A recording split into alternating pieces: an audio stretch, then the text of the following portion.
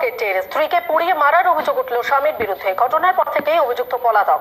ক্ষুব্ধ জনতা বিষ্ণুপুরের চক এনায়েত নগরের হাসানুল মোল্লার বাড়িতে ভাঙচুর চালায়। অন্যদিকে গতকাল রাতে 117 নম্বর জাতীয় সড়ক থেকে এক মহিলাকে তুলে নিয়ে গিয়ে গলায় ছুরি ঠেকিয়ে ধর্ষণ করা হয় বলে অভিযোগ। বৌদির সঙ্গে অবৈধ সম্পর্ক ছিল স্বামীর, তা জানতে পেরে গিয়েছিলেন স্ত্রী, আর তাই নিয়ে শুরু হয় দাম্পত্য কলহ। অভিযোগ, নিজের অপরাধ থাকতেই স্ত্রীকে ঘরে বন্দি করে গায়ে কেরোসিন তেল ঢেলে আগুন লাগিয়ে দেয় স্বামী। এই মর্মান্তিক ঘটনা ঘটেছে বিষ্ণুপুরের চক এনায়েত নগরে। আজ সকালে ঘর থেকে উদ্ধার সাবিনা বিবির নিথর দেহ। ঘটনার পর থেকেই ফেরার নিহতের স্বামী হাসানুল মোল্লা। এই ঘটনায় ক্ষুব্ধ জনতা ভাঙচুর করে অভিযুক্তের বাড়িতে। হাসানুল ও সাবিনার 1 বছরের পুত্র সন্তান রয়েছে। মায়ের অস্বাভাবিক মৃত্যুতে তার অবস্থা সংকটজনক। অবিলম্বে হাসানুলকে গ্রেফতারের দাবি জানিয়েছে স্থানীয় বাসিন্দারা।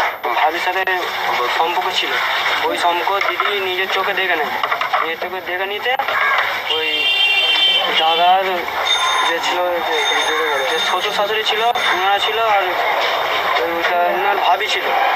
3জন, ওই 4জন মিলে আমার দিদিকে হত্যা করে। গতকাল রাতে কর্মস্থল থেকে বাড়ি ফেরার সময় বিষ্ণুপুরেই ধর্ষিতা হন এক মহিলা। অভিযোগ, বছর 40-এর ওই মহিলাকে তুলে নিয়ে গিয়ে গলায় ছুরি ঠেকিয়ে ধর্ষণ করা হয়।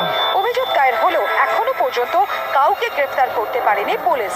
দক্ষিণ 24 পরগনা থেকে নব্বুদ্দিন গাজীর সঙ্গে অরূপ পাঁচার রিপোর্ট, আকাশ বার্তা। সোনারপুরের সোনার দোকান